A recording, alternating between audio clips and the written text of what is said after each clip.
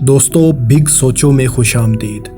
آج ہم آپ کو کچھ صدیاں پیچھے لے چلیں گے اور ایک ایسے خوبصورت شہر کی سیر کروائیں گے جس کے فن تعمیر کو دیکھ کر آپ اسے بنانے والوں کی کاریگری کی داد دیے بغیر نہیں رہ سکیں گے۔ یہ شہر زمین سے ہزاروں فیٹ اوپر ایک پہاڑ پر تعمیر کیا گیا تھا۔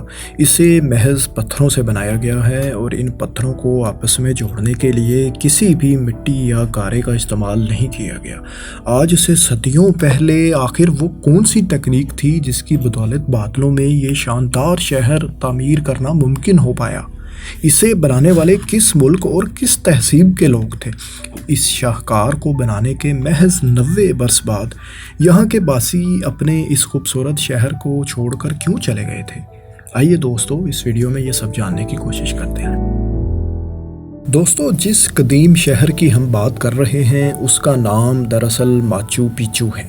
یہ جنوبی امریکہ کے ایک ملک پیرو میں کاسکو کے علاقے میں اینڈیز پہاڑی سلسلے کے 2 پہاڑوں کے درمیان واقع ہے۔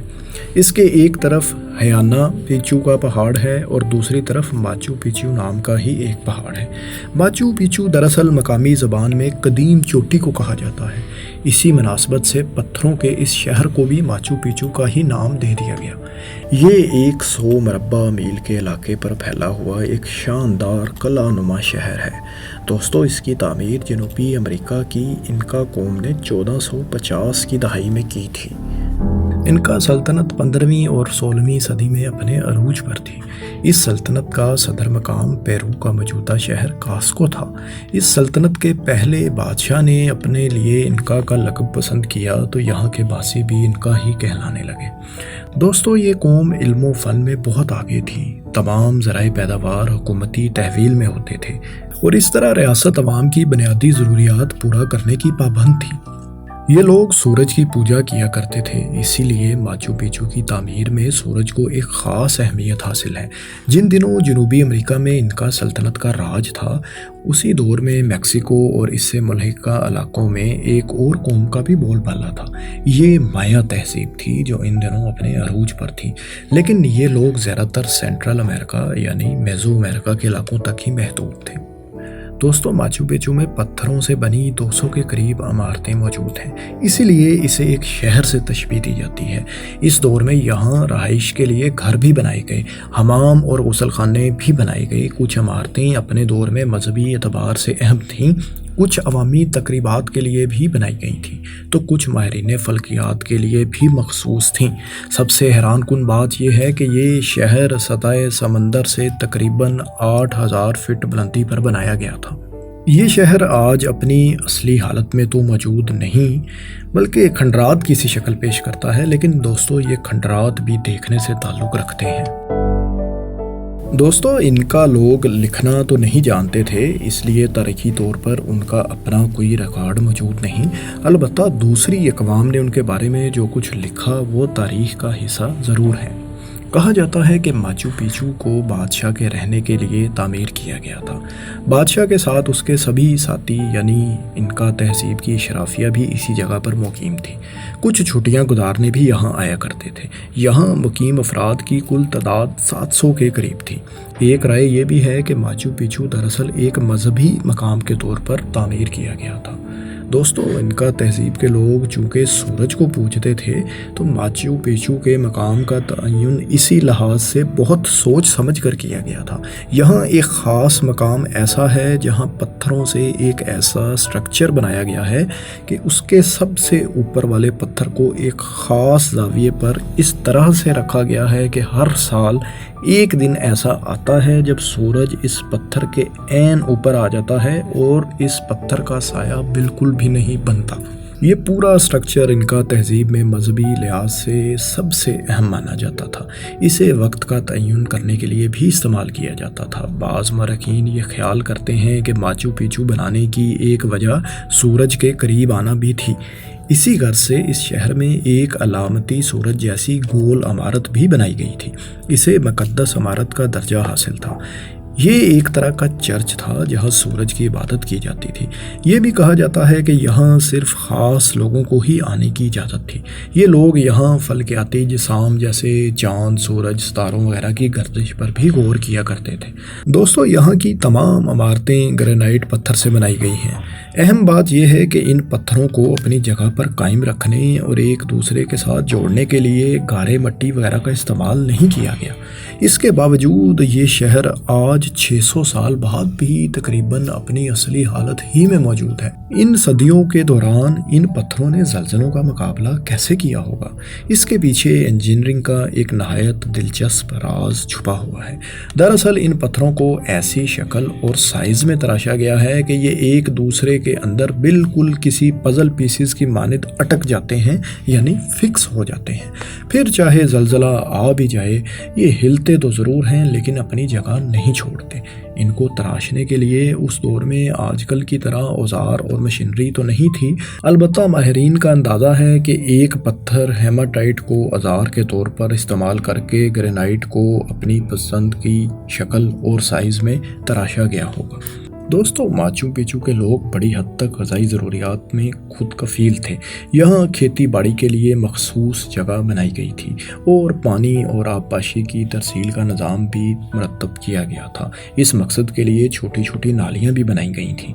یہاں مکئی، آلو، ٹماٹر، مونگ پھلی، کھیرا، ایووکاڈو اور کپاس وغیرہ کاشت کی جاتی تھیں۔ ویسے تو یہاں کے باسی ایک شاندار زندگی گزار رہے تھے، لیکن کچھ ہی عرصے بعد ان کو یہ شہر خالی کرنا پڑا۔ آخر کیوں؟ اس کی وجہ ہم آپ کو بتاتے ہیں۔ ہوا کچھ یوں کہ 15ویں اور 16ویں صدی میں ان کا تہذیب اپنے عروج پر تھی، لیکن 1530 کی دہائی میں اسپین کے جنگجوؤں نے ان کا تہذیب کے کئی علاقوں پر قبضہ جما لیا تھا۔ اسپین ان دنوں جنوبی امریکہ میں اپنی نوآبادیات قائم کر رہا تھا اور اس سلسلے میں مسلسل پیش قدمی جاری تھی۔ ماچو پیچو کے باسیوں کو ڈر تھا کہ اب ان کا اگلا ہدف وہی ہوں گے، لہٰذا وہ اپنا یہ شاندار شہر ایسے ہی چھوڑ کر کسی اور مقام پر رخصت ہو گئے۔ کچھ تاریخی حوالہ جات کے مطابق یہ لوگ یہاں سے جاتے وقت ماچو پیچو کے آس پاس جھاڑیوں اور درختوں کو آگ لگا گئے تھے تاکہ اسپینش فوجیں اس علاقے کے قریب آئیں بھی تو وہ یہی سمجھیں کہ اس جانب اس بلندی پر سوائے جنگل، بیابان اور درختوں کے کچھ بھی نہیں، اور انہیں اس عظیم شہر تک پہنچنے کا راستہ نہ مل پائے۔ ایک وجہ یہ بھی بتائی جاتی ہے کہ ان دنوں یہاں چیچک کی وبا پھیلی ہوئی تھی، اسی لیے ماچو پیچو کو خیر آباد کہنا پڑا۔ البتہ دوستو، قسمت کا کھیل دیکھیں کہ اسپینش حملہ آور دراصل ماچو پیچو تک آئے ہی نہیں۔ اس بارے میں یہی خیال کیا جاتا ہے کہ شاید آگ لگانے والا پلان کامیاب رہا۔ اسپینش فوج کے وہم و گمان میں بھی نہیں تھا کہ اتنی بلندی پر، بلندوں بالا پہاڑوں کے اوپر بھی ایک سنسان اور شاندار شہر ان کا منتظر ہوگا۔ اس لیے یہ شہر خالی ہی رہا اور تباہی سے بچ گیا۔ البتہ باقی تمام الکا سلطنت پر اسپین نہ صرف قابض ہو گیا بلکہ ماچو پیچو سلطنت کے شاندار تاریخی مقامات کا صفایا بھی ہو گیا اور ان کا سلطنت کا 1572 تک تقریباً مکمل طور پر خاتمہ ہو گیا۔ دوستو، 1450 کی دہائی میں تعمیر کیا گیا یہ شاندار قلعہ نما شہر ماچو پیچو تقریباً 90 سال بعد ہی خالی کرنا پڑ گیا تھا۔ یہ اسپینش حملہ آوروں کی نظروں سے تو بچا رہا، البتہ اس کے بعد بھی صدیوں تک یہ زمانے کی نظروں سے اوجھل رہا۔ کسی کو خبر نہ تھی کہ پیرو کے جنوب میں انسانی تاریخ کا ایک اپنی مثال آپ نمونہ دھول مٹی میں اٹا پڑا ہے۔ آخرکار 1911 میں اس شہر کو دریافت کر لیا گیا۔ ہوا کچھ یوں کہ ہارورڈ یونیورسٹی کے ایک پروفیسر اور ماہر آثار قدیمہ ہرم بنگم اپنی ٹیم کے ہمراہ کاسکو کے قریب انکا تہذیب کا ہی ایک اور دوسرا مشہور شہر ولکا بامبا ایکسپلور کرنے کے لیے نکلے ہوئے تھے۔ یہاں مقامی لوگوں سے بات چیت کے دوران انہیں معلوم پڑا کہ قریب ہی ایک پہاڑ پر کچھ کھنڈرات موجود ہیں۔ یہ معلومات ان کو وہاں کے مقامی لوگ دے رہے تھے۔ جس کسان نے برہم کو ان کھنڈرات کا بتایا، وہ اس پہاڑ کو ماچو پیچو کہہ رہا تھا۔ ماچو پیچو دراصل اس علاقے کی مقامی زبان میں قدیم چوٹی کو کہا جاتا ہے۔ انہی لوگوں کی مدد سے بنگم اس مقام مقام تک پہنچ گیا اور ان کھنڈرات کو دیکھ کر وہ بہت پرجوش ہوا، اتنا ایکسائٹیڈ کہ وہ فوری طور پر یہاں سے کچھ پتھر اور دوسری چیزیں اپنے ساتھ امریکہ بھی لے گیا تاکہ ان پر ریسرچ کی جا سکے۔ دوستو یہاں دلچسپ بات یہ ہے کہ اس واقعے کے 100 سال بعد پیرو کی حکومت نے امریکی صدر براک اوباما کے دور میں مقدمہ چلایا اور آخر کار امریکہ کو یہ چیزیں پیرو کو واپس کرنا پڑی۔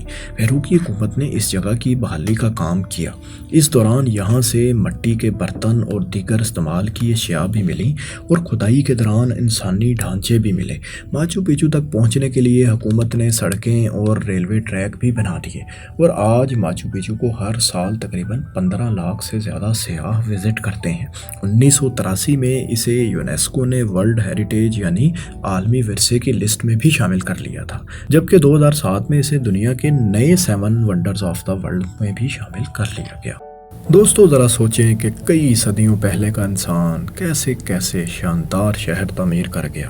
ماچو پیچو انسانی تاریخ کا ایک شاہکار ہے جسے آج کے ترقی یافتہ دور کے انجینئرز بھی دیکھ کر دنگ رہ جاتے ہیں۔ دوستو عین ممکن ہے کہ ماچو پیچو جیسے نہ جانے کتنے شاہکار ابھی بھی آپ کی اور ہماری نظروں سے اوجھل ہوں گے اور شاید مستقبل میں اچانک سے کسی راہگیر کی نظر میں آ جائیں اور منظر عام پر آئیں۔ دوستو آپ یہ بتائیں کہ ہماری یہ ویڈیو آپ کو کیسی لگی، آئندہ آپ کس بارے میں دیکھنا چاہیں گے، کمنٹس میں اپنی رائے سے ضرور آگاہ کریں۔ شکریہ۔